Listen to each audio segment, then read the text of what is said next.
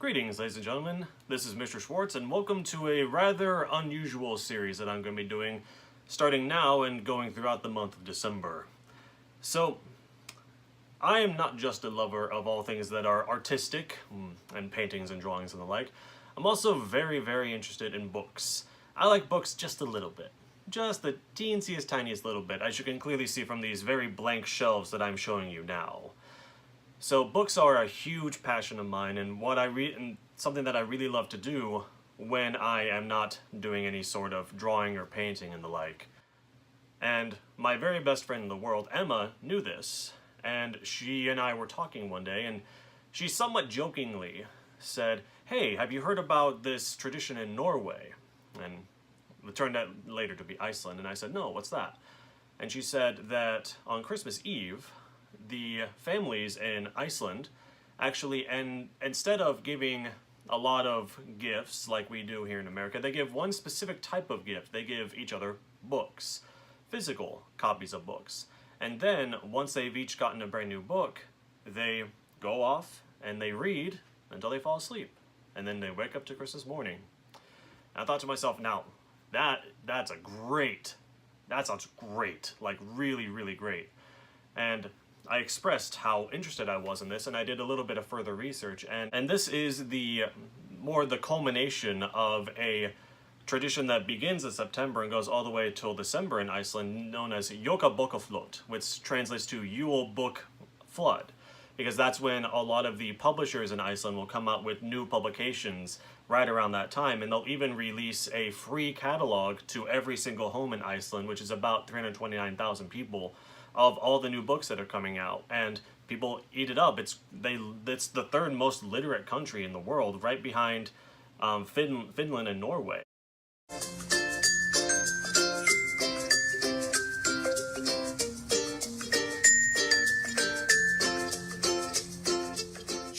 In that I like the idea of opening something new every single day during the month of December, but most of the advent calendars that I've actually seen have ended up making me think, well, it'd be fun to open them, but what exactly would I do with them afterwards? Because a lot of the Lego things I have no interest in, and a lot of the chocolate or candy ones, I might as well pay someone $30 to go to like a Dollar Tree and find candy for me that way.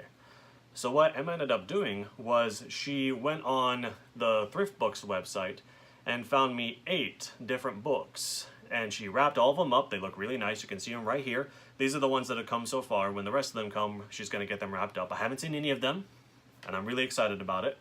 And what I'm going to do is throughout now till the 24th of December, I'm going to get all 8 of those bags opened. I want to try to space them out, no more than 1 or 2 a week, up until the 24th of December. And along with every single gift, there's going to be an extra little treat, which is really nice of her. And in this case today, she didn't want to wrap this one up, and I don't blame her. But this is Ocean Spray Cran Apple, so that works really well because I'm actually kind of thirsty right now. I'll open that later, though. You don't need to watch me open up a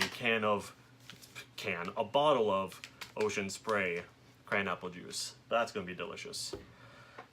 So you can see that I have now chosen among the large bags that are awaiting me. I chose the humblest and smallest of them to begin with. Emma really loves her tissue paper. So I thought it'd be fun to open this up for you guys and we can see what I got together, and my goal is to try to get at least one of them read a week throughout the month of December, because I love reading. I'm gonna save all this tissue paper for later because Christmas time is coming up. We can always use more tissue paper to wrap up things with. Alright. Oh, we have something else in here. Here is the book. I love fantasy, mystery, sci-fi, and all things like that. I really don't go for non-fiction or biography, so I'm hoping this is one of those type of genres that I'm into. Emma knows me pretty well. And there we go. So this is probably another type of candy or some sort of snacky item that I'm fond of. Another thing about Emma is that she really does love to tape things up like crazy. Doesn't want to make it easy for me. She's actually over there off screen, probably just laughing at me with all the stuff she's making me unwrap, and how messy she's making my desk, like I don't do that already. Oh, okay. she gave me a plastic bag, a silver plastic bag. That's very nice of her. Actually, no, if I remember correctly, yeah. These are those praline sticks that got the hazelnut chocolate in the center. Yeah, those are really good. I like those. Nothing better than a snack, a drink, and a book. You know what I'm saying? Alright. Let's get those out of the way. On to the main event. Now, one thing that Emma did say is that she tried as hard as she could to not get me anything that's right in the middle of a series, which is really nice of her. But sometimes, especially with fantasy series, it can be difficult to tell if it's actually the first book or not, because sometimes the sequels are named the exact same as the original thing. Like Stephen King's The Dark Tower, number 7 is called The Dark Tower. You explain that to me. But anyway, let's see what we got here. We have something that I've never heard of before. A book called The Edinburgh Dead. There is a law against murder, but there are no laws for the dead. Ooh, sounds interesting. Let's see here. In the starkly lit operating rooms of the city, grisly experiments are being carried out on corpses in the name of medical science. But elsewhere, there are those experimenting with more sinister forces. Among the crowded, sprawling tenements of the labyrinthine old town, a body is found, its neck torn to pieces.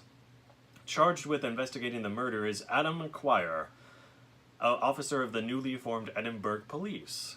The trail will lead him into the deepest reaches of the city's criminal underclass and to the highest echelons of the filthy rich.